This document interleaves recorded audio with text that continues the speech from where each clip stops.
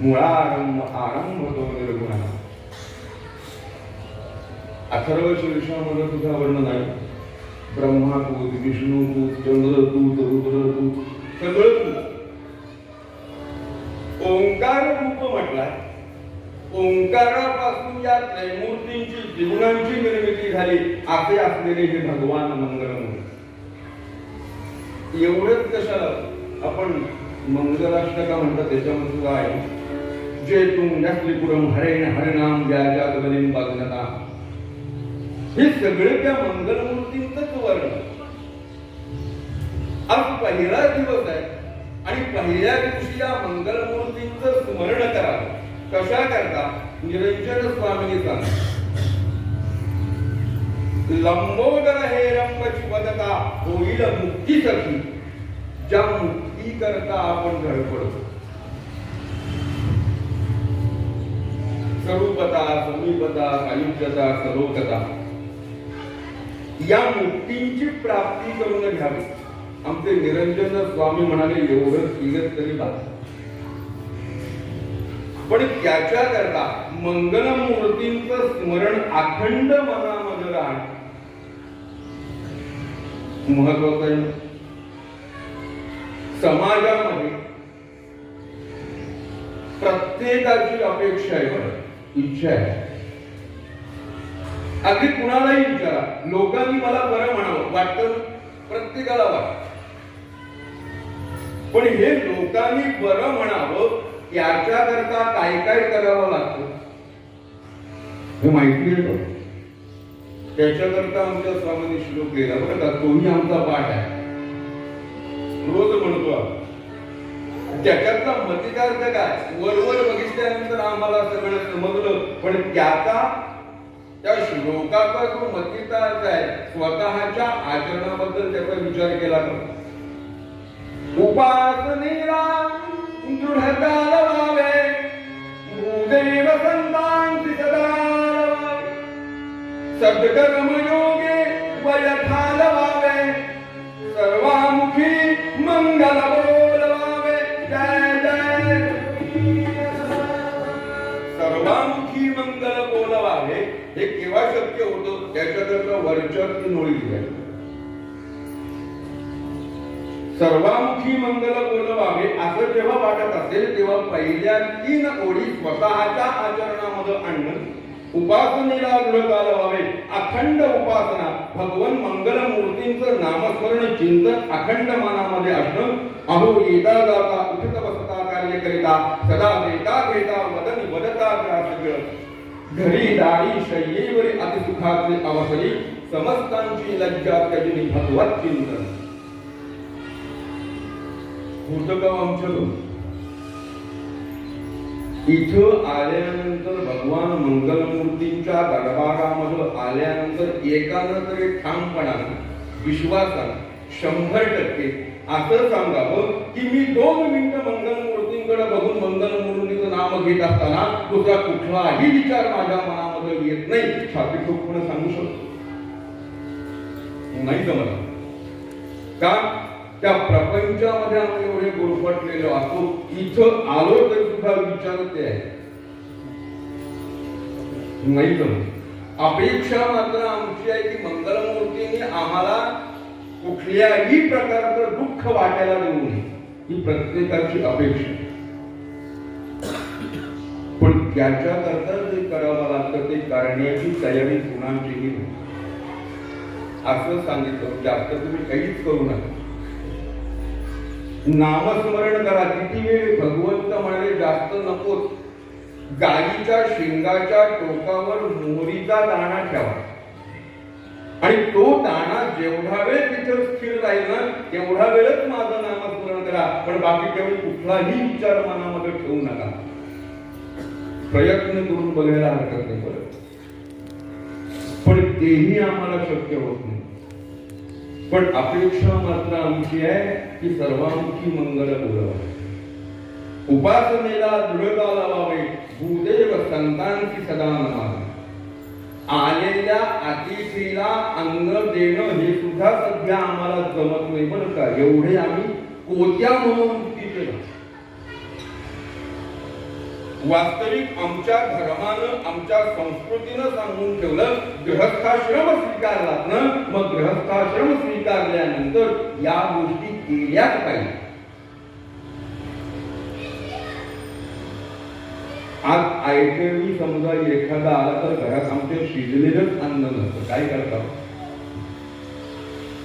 अपेक्षा आमची मोठी आहे. सत्कर्म योगे वय घालवावे. चांगल्या कामाकरता आपलं शरीर झिजणं महत्वाचं आहे. तेही आमच्याकडून होत. आणि हे जर होत नसेल तर सर्वामुखी मंगल बोलवावे शक्य होणार नाही. याच्याकरता सांगितलं बरं. लंबोदर हे रंबची वदता होईल मुक्ती सत्य. ज्या मुक्ती करता आपण धडपडतो या ठिकाणी आल्यानंतर मंगलमूर्तींचं आम्ही ध्यान केलं.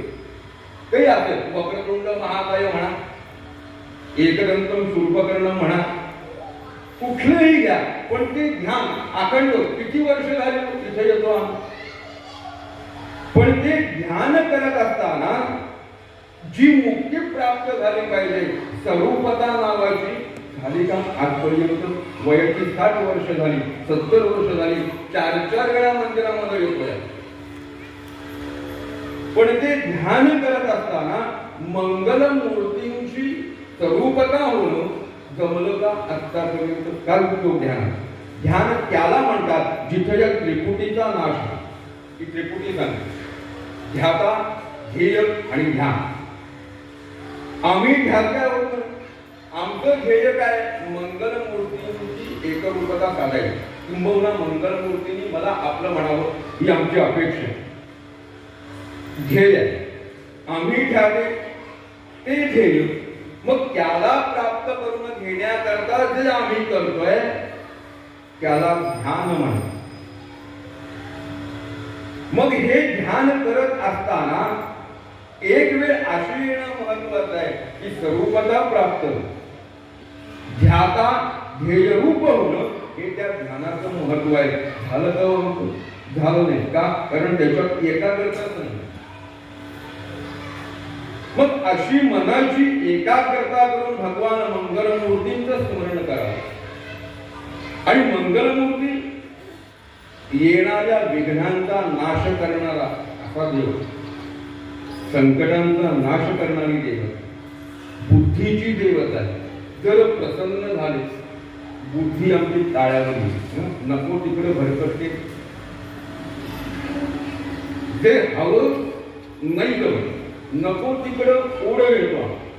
काय कारण सध्या हेच का. मग वास्तविक ते सगळं नकोच आहे.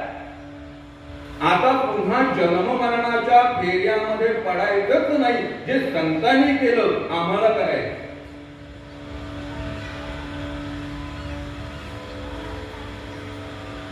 जमलं का मनात येतं बरं. संतांचं वागणं कसं होतं. भूतपर्यंतो निज भुजलता कंदुकं खंडितानं. संत आहे भूतपर्यंतो निज भुजलता कंदुकं खंडितानं. पर्यंत आमच्याकडं आज सगळं आहे बरं. घरामध्ये कुठल्याही सोयी नाही असं नाही. 3-3, 4-4 मजली घरं बांधली, त्याच्यामध्ये बेडरूम्स आहेत, त्याच्यामध्ये अत्याधुनिक अशा प्रकारचा बेड आहे, त्याच्यावर फळाच्या गाद्या आहेत, उश्या आहेत, सगळं आहे, पण तरी सुद्धा झोप लागत नाही. निद्रा नाश. पण हे संत यांना विचारलं, म्हटलं कशाला पाहिजे ते पलंग उषा भूत पर्यंत.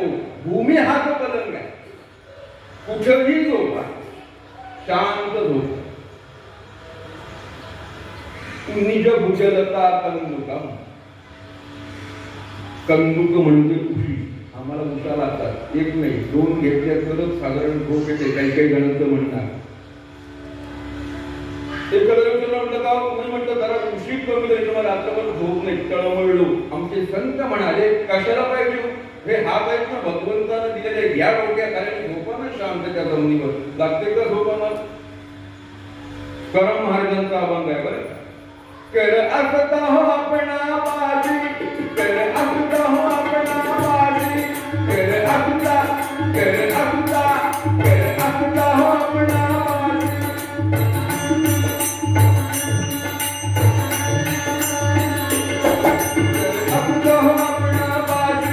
मग कशाला पाहिजे उशी, मग कशाला पाहिजे उशी, कशाला पाहिजे उशी, मग कशाला पाहिजे उशी.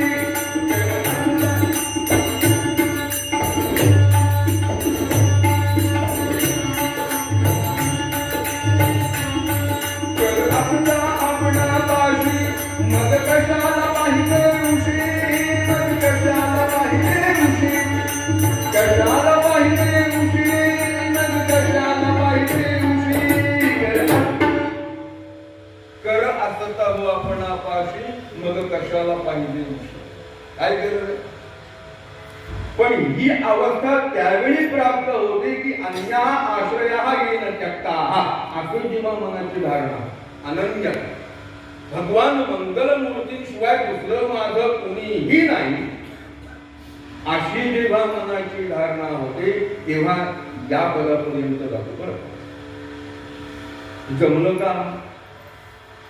एवढी वर्ष आम्ही उपासना करतोय, पूजा अर्चा करतोय, सगळं चालू. पण काही वेळा मनामध्ये विचार येतो बरं का, हे सगळं खोट आहे, देव नाही असंही वाटत. म्हणणारे खूप आहे, देव नाही. पण कुठेतरी एक चैतन्य शक्ती, की ज्या चैतन्य शक्तीच्या योगाने हे संपूर्ण विश्व चाललंय.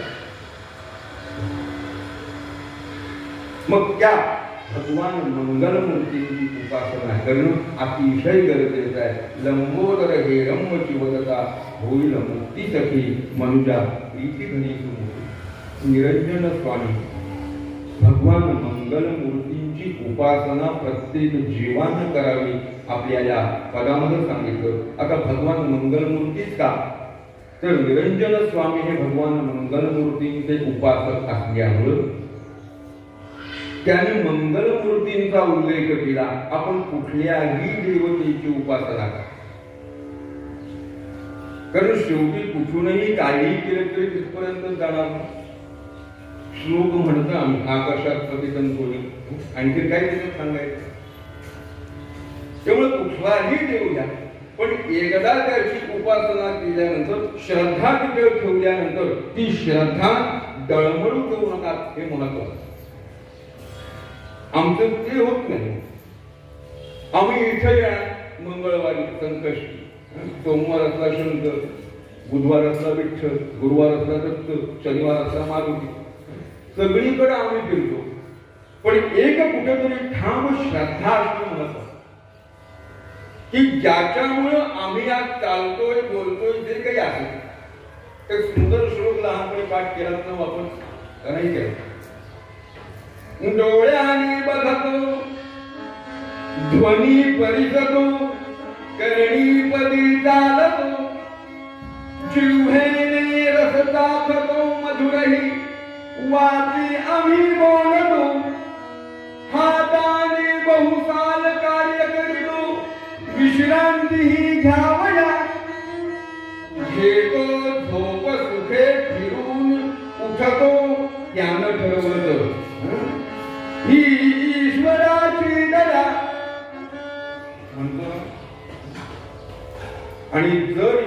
मानत नसू तर आम्ही जिवंत असून सुद्धा कोमात गेलेले असतात तसे. हे सगळं आम्ही म्हणतोय वाचतोय आम्हाला माहिती आहे आणि तरी सुद्धा देव नाही असं जर आम्ही म्हटलो अरे तोच कुठेतरी चैतन्य रूपानं आमच्या अंतरंगामध्ये आहे. देव नाही म्हणणारे असे असतात पण देव तर असा होता अजिबात देव मानतच नाही. जे काही मी आहे माझ्या स्वतःच्या कर्तृत्वावर, त्यामुळे देवाचं दर्शनच नाही, देव कुणी सुद्धा गेलेलं नाही. पण एक दिवस त्याच्यावर प्रसंग आला. घरातली सगळी मंडळी बाहेर गेलेली, हाच घरामध्ये होता आणि नाईलाज झाला. आता त्या देवांची पूजा घरात रोज करतात म्हणून नाईलाज झाला. आलंय गळ्यात एकदम पुरं करायचं, कशी कशी आंघोळ केली, देवांच्या समोर येऊन बसला. देवांच्या समोर येऊन बसला. देवाची पूजा करत असताना सुद्धा नियम सांगून ठेवले. आम्हाला एखाद्या गोष्टीचं फळ का मिळत नाही आणि ते फळ मिळालं नाही की मन डोलायमान देव नाही असे विचार येतात. पण देव आहे याचा जर दाखला मिळायला हवा असेल तर त्याच्याकरता या सगळ्या नियमांचं पालन आमच्याकडून होतं का याचा पहिला विचार करणं महत्वाचं. पूजा करायला बसल्यानंतर ज्यावेळी आपण ध्यान करतोय ते ध्यान झालं की ती शक्ती त्या ठिकाणी येते. मग ती शक्ती आल्यानंतर पुढचे जे उपचार अर्पण करायचे संकल्प करताना 16 उपचारांनी पूजा करेल म्हणून पाणी सोडताना ते 16 उपचार भगवंतांना अर्पण करत असताना एकाही क्षणाचा विलंब लागता उपयोगाचा नाही. हा आमचा धर्म सांगतो, आमचा शास्त्र सांगतो, आमचे नियम आहे. मग आता या चौकटीमध्ये आपण बसतो का बघा, प्रत्येकाने विचार करायचा. ते 16 उपचार पूर्ण होईपर्यंत बाकी कुठंही लक्ष द्यायचं नाहीये आणि मग त्याचं फळ मिळतं का नाही त्याचा अनुभव. उगीच आमच्या धर्माला नाव ठेवू नका, आमच्या रूढीनं नाव ठेवू नका, परंपरेनं नाव ठेवू नका. मी तसं वागणार नाही आणि फक्त बाहेर उभं राहून धर्माच्या विरुद्ध बोलणार असे धर्मद्वेष्टे सध्या आपल्या धर्मामध्ये आहे बरं आणि त्याचीच फळं भोगावी लागतात. असं आमचा तो विषय नाहीये बोलण्याचा, कारण एकटं बोलून काय करणार. समाजाला जसं वागायचं तसंच वागण्यात आहे आणि जर समजा मान तलवारीच्या खाली घालायचीच ठरवली असेल समाजाला तर त्याला एकटा बुवा काय करू शकतो काहीच नाही. पण हा विचार आमचा आम्ही करायचा. माझ्या धर्मानं काय सांगितलेलं आहे असं मला बाकी बोलायचं नाही. पूजा करण्याकरता म्हणून तो बसलेला, देव न मानणारा पूजा करण्याकरता बसला. गंध अर्पण झालं, फुलं घातली, आता उदबत्ती ओवाळी, उदबत्ती ठेवली, निरंजन कुठून आता ओवाळला. ते निरंजन हातात घेतलं. एका हातामध्ये घंटा आहे पण उदबत्ती ओवाळताना घंटा वाजवणं सोपं आहे का? ज्याला रोजची सवय असेल तो बरोबर वाजवतो, पण सवयच नसेल त्याच्यामध्ये असं उलट सुलट होतं. हाही आता यातून तेच व्हायला लागलं आणि नेमका याला कुणीतरी बाहेर हात मारली. हा जो निरंजन ओवाळत होता ती खाली उदबत्ती लावलेली, ते जळतं टोक उदबत्तीचं तेवढं होतं एका हाताला. हाताला ते टोक लागलं, निरंजन दांडीशी खाली आपटला, आय आय ओरडला. तांब्याभर पाणी त्या भाजलेल्या जागेवर कोटतोय. लक्षात घ्या, कळलं या काय कळलं? ते जळतं उदबत्तीचं टोक हाताला लागलंय हे कळलं आणि कळल्यामुळे यानं पाणी ओतून घेतलं, ओरडायला लागलं. देव मानत नव्हता बरं, पण हे कळलं. एवढंच ते जळणारं उदबत्तीचं टोक हाताला लागलेलं कळलं. काही काळ निघून गेला आणि निसर्ग नियमाप्रमाणे याचं रामनाम सत्य. आता ते झाल्यानंतर काही मंडळी हंशी असतातच त्या प्रसंगाला बरं, ते सगळं आणलं काम त्याला बाहेर गेले आणि दोरीनं तरतरून याला बांधताय. आता कळलं जाऊ ज्याला उदबत्तीचं जळलेलं टोक हाताला लागेल एवढंच, पण ते कळलं होतं आता संपूर्ण देह त्याच्यावर बांधताय दोरीनं आवळून, होऊ नाही का चूर. एवढंच नव्हे, तिकडं गेली आणि संपूर्ण देह त्या अग्नीच्या स्वाधीन केलाय. धडधड धडधड धडधड ते अग्नी पेटलाय. एवढंच जळलेलं टोक ज्याच्या हाताला किंचित स्पर्श झाला ते कळलं होतं, पण देह संपूर्ण अग्नीच्या स्वाधीन झाला. आता कळलं ना, आता कळलं. आता होऊ नाही का तू नाही, सगळा देह अग्नीच्या स्वाधीन झाला. कळलं नाही का, ती चैतन्य शक्ती नाहीशी झाली. चैतन्य रूपानं असलेला तो परमात्मा तिथून निघून गेला. ती शक्ती गेली आणि फक्त शिल्लक राहिली बॉडी. होत ना, जिवंत असताना साहेब म्हणतात, दादा म्हणतात, अण्णा म्हणतात, काय वाटते ते म्हणतात, केवढा मान असतो. पण आजारी पडला त्या हॉस्पिटलमध्ये ऍडमिट केलाय, तिकडं सगळेजण बघायला जात आहे. म्हटलं साहेब तुम्ही बरे होणार, अमक होणार, तमक होणार, पण एक दिवशी सकाळी कसा कर. आता जोपर्यंत ती चैतन्य शक्ती आतमध्ये आहे तोपर्यंत मान होता. आता घराकडे आणल्यानंतर स्वतःच्या कष्टानं मिळवलेल्या पैशानं बांधलेल्या घरात सुद्धा त्याला नेत नाही. त्याची जागा कुठं, चपलाच्या स्टँडच्या बाजूला. एखादी चादर टाकली तर टाकली त्याच्यावर ठेवतात आणि कालपर्यंत साहेब म्हणणारे दर्शनाकरता येतात आणि प्रश्न विचारतात. म्हटलं बॉडी कुठे आहे, कुठे गेले हो साहेब, कुठे गेले. आणि जोपर्यंत ती चैतन्य शक्ती आहे, तीच चैतन्य शक्ती म्हणजे मंगलमूर्ती आहे. ती म्हणजेच नारायण आहे, ती म्हणजेच भगवान शंकर आहे. कुणीही देव घ्या, पण तो चैतन्य रूपानं आपल्या अंतरंगामध्ये आहे. तोपर्यंत देहाला किंमत आहे. जर त्यानं जागा सोडली संपलं.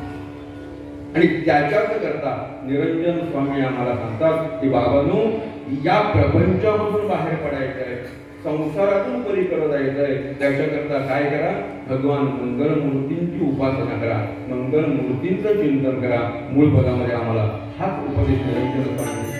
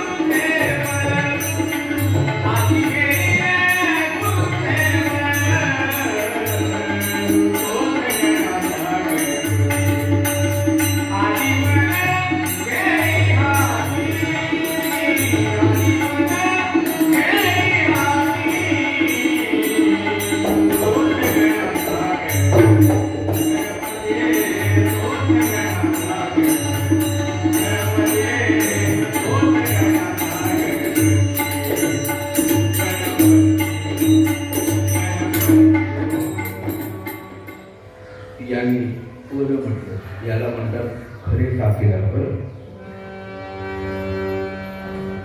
कीर्तनाच्या पूर्वरंगाला धरून पद म्हणणं सगळ्यांना जमतं असं नाही. त्यामुळे उत्तम साथीदार कसा असावा याचं लक्षण आमच्या भाग्याने नशिबाने आम्हाला मिळालं. काही मोरड असते आमच्याकडं या आमच्याकडे या, आम्हालाच करायला जमत नाही. जरा गाण्याचा सराव होईल. आमच्या गुरुजींनी सांगितलं ही सांगताय बघ मंगलमूर्तींची विचार 2 मिनिटं नामस्मरण कोणी आळस करायचं नाही. हातानं टाळ्या, मुखानं नाम, दुसऱ्या करतं नाही, आपल्या स्वतः करा.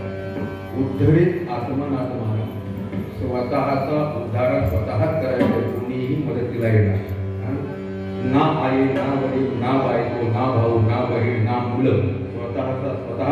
आणि तो उद्धार मंगलमूर्तींच्या भजनानं कीर्तनानं नामस्मरण आपण करायचं. भजन शिकवतो आपण सगळ्यांना.